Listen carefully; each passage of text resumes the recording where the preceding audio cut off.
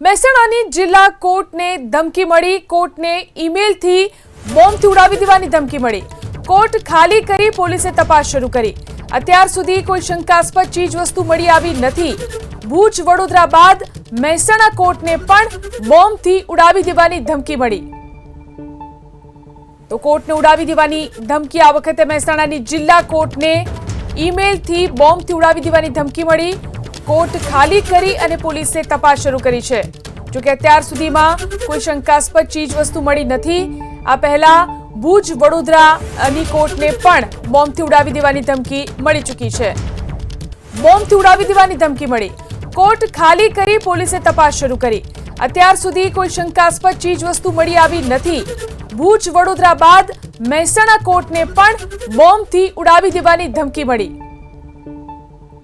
તો કોર્ટને ઉડાવી દેવાની ધમકી આ વખતે મહેસાણાની જિલ્લા કોર્ટને ઈમેલથી બોમ્બથી ઉડાવી દેવાની ધમકી મળી। કોર્ટ ખાલી કરી અને પોલીસે તપાસ શરૂ કરી છે। જો કે અત્યાર સુધીમાં કોઈ શંકાસ્પદ ચીજવસ્તુ મળી નથી। આ પહેલા ભુજ વડોદરાની કોર્ટને પણ બોમ્બથી ઉડાવી દેવાની ધમકી મળી ચૂકી છે।